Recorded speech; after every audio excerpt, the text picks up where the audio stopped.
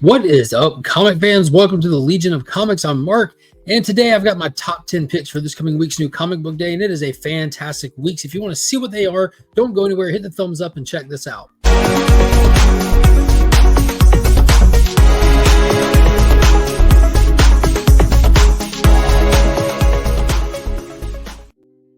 As always, a huge shout out to the homies over at Big Time Collectibles.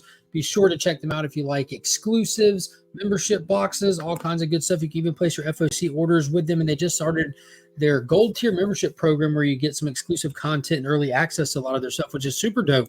And if you need anything clean or press, hit up my good friend Justin over on Instagram. The link to Justin and everything is down in the description, as well as the link to my local comic shop, ABX Comics and Games. Be sure to check them out if you're ever in the Augusta area. There's a link to their Facebook group down below. Definitely hit that and give them a look-see. And also a couple of announcements throughout this video today, because a lot of stuff has happened. First off, if you missed In the Mix last night, it's a show on DJ Lynx's channel that I co-host. We made a pretty big announcement over there, and it is in pertaining to this image, which you've seen us posting on social medias and stuff.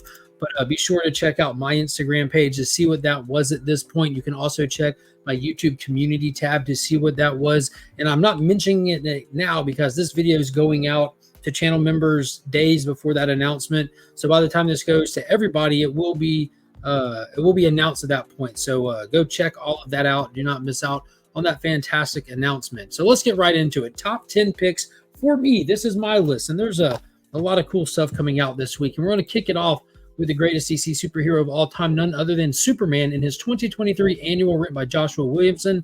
So this is supposed to be giving us a World of Metropolis revealed story, kind of highlighting some of the stuff, things, places, and settings that we have seen since Joshua Williamson has taken over this title.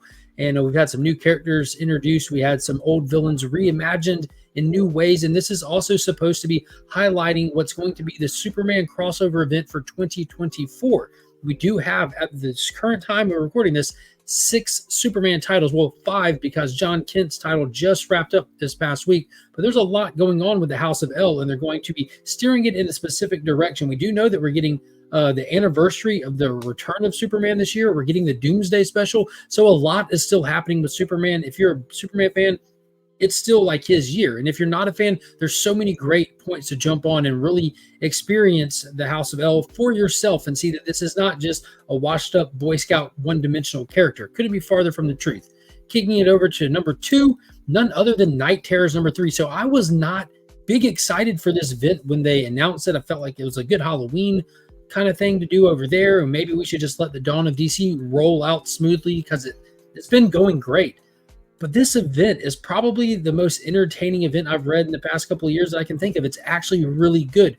We're focusing and staying on like Sandman and Deadman, going after this character Insomnia and the Nightmare Zone. It's just been a blast.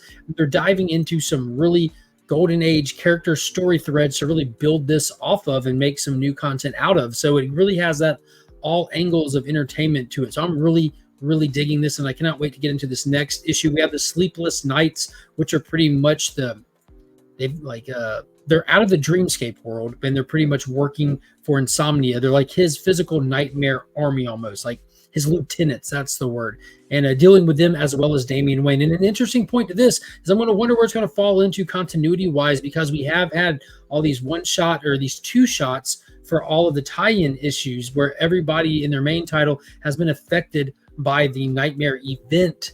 And we have seen some of them started waking up last week as those 2-issue tie-ins are coming to an end. So we'll see how all the pieces start playing in and what kind of big grand finale we're leading toward. There's only 4 issues in the Night Terrors proper, and then a final closing issue at the very end. Next up, a brand new series that took off strong. Mark Waid is crushing it on everything he touches, from World's Finest to the Last Days of Lex Luthor to his Teen Titans book is no different. World's Finest Teen Titans number 1 was fantastic. It had all the vibes, all the tones. It goes back to a young Teen Titans team that is being like pulled off of the pages from the regular World's Finest storyline. If you're not reading that, you're missing out on epicness. Dan Moore's doing the interiors over there. It's just a 10 out of 10 every time it drops. So this we're going to be seeing in this issue of Teen Titans World's Finest, Donna Troy being brought into the fold and introduced onto the team. So we'll see where it really goes from there. I'm excited just to see this pretty much modern retelling of their origin through the early years of the team. Next up, switching right back over to Night Terrors. Green Lantern was definitely one of the ones that landed the hardest. Now we have Jeremy Adams on the main title, and he's actually doing the Night Terror books as well, which led us to a seamless transition from his Dawn of DC run to the Night Terrors, where some of them are just almost like a pause Night Terrors and back to it, I'm assuming. But this has been pretty fun. It's kind of a generic story, but it's still a really good story. If you're a new Green Lantern fan or an old one, it's fun revisiting some of his biggest fears, triumphs, failures over the years. You will see what he has to go face to face with in this one and how he gets out of it. Now, there is a backup story being told in the Green Lantern Night Terrors story that's specifically on Sinestro. So if you're following the main title, this is the first time we've been getting content on Sinestro since we have gotten to this new story arc where Earth is in Sector 2814 and it's quarantined by the United Planets Association people. They shut down Earth for business, and Sinestro is one of the few characters inside that quarantine zone. So if you want to know what's going on with him and what he's dealing with, this is your first opportunity. Next up, I am super excited for this one. Danger Street by Tom Taylor. This is issue number 8. This is probably my favorite Tom King story that he's done in a while. He's always doing maxi and mini series, and they're always fantastic. They just really are. It's almost like they're all Black Label Elseworld style stories, but they're just fantastic. There's no getting around that. They might not be your vibe. They're meaty reads. They're very, very, very long, and I enjoy that about them. This cover featuring the Outsiders on like an old vintage photo is just absolutely creepy. And in this title, we're supposed to be getting the origin of the Outsiders as well as the Green Team, and getting to see where the Commodore is sending his assassin after Manhunter, who's been hunting them down this entire time. It looks like a lot is coming to an head with the Green Team and Manhunter. We're going to see how the assassin fares against him. We haven't seen them just go head up yet. We've seen them come close to each other, but we'll see where it goes from there. And one more quick announcement. If you did not know, last year, we hosted an event right here on YouTube called Comics Curing Cancer. Now, it was a recognized official event through the American Cancer Society. That means we got a lot of people in the community together. Rob's Fat Sacks of Comics, myself, and DJ Links worked hard to organize and get a lot of help from this amazing community that we had to schedule, run streams from Friday morning all the way to Sunday to a big auction. We had a lot of community members, pros in the industry donate time, resources, books. If you are interested at all in being a part of this event, whether it be donating something out of your collection to the prize wheel or the auction, or if you're an artist wanting to donate a piece or a future commission or anything of the such, hit my IG information. Message me over there. You can message Rob Fat Sacks of Comics. You can message DJ Links. We can all get you in the right direction. We're getting this thing out and spread the word. And if you can't, you can at least screenshot this image right here. October 20th through 22nd are the official dates for Comics Curing Cancer, aka C3 this year. You can see a QR code on there. You can scan that bad boy and get you some information real fast and in a hurry.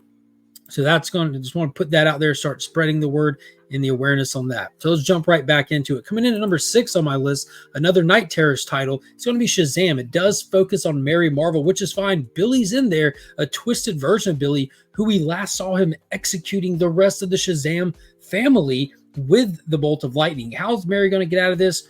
Who knows? Is she going to be scarred permanently from it? Most likely. It was really twisted. Another title knocked out of the park by Mark Waid. Next up, here we go. Another one that was pretty much the same format as Green Lantern. So Jeremy Adams finished his run on Flash. We're waiting for the Dawn of DC Flash number 1 by Cy Sperrier to take over.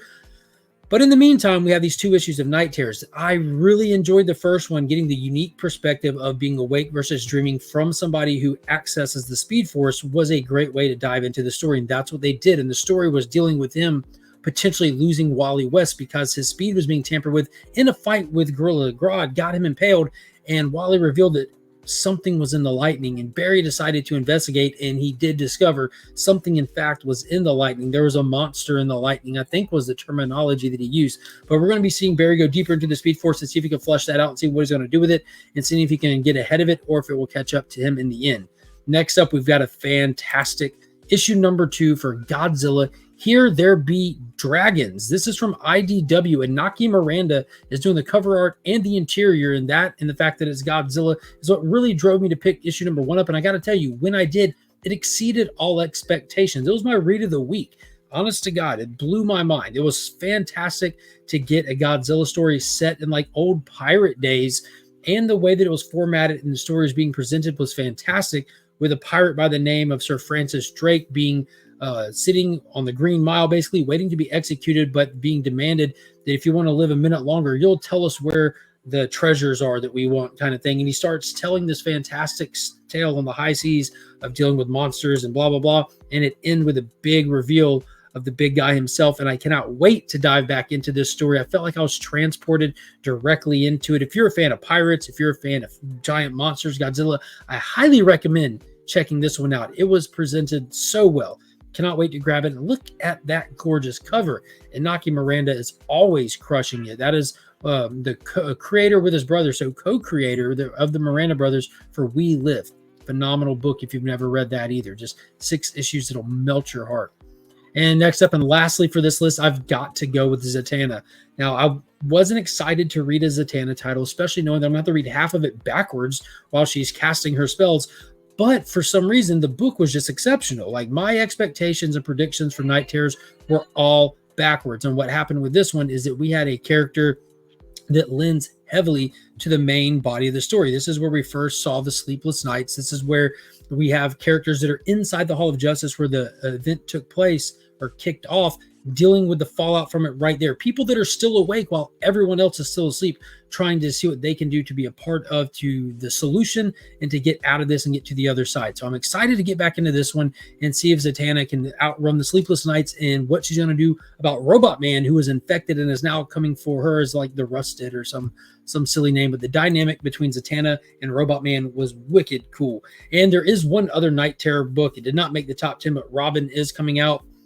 Wasn't too impressed with that first one. I'm still going to read it, and we'll get through it and see what's what with it. So be sure to leave me a comment down below. Let me know what some of the books you're looking forward to. What on this list are you most excited about? And be sure to hit that subscribe button, join the Legion, become a channel member, and support the channel even farther and dive into a lot of the benefits and rewards that come for being a part of the channel member, becoming a Legionnaire. And until next time, as always, I'm Mark, but we are Legion.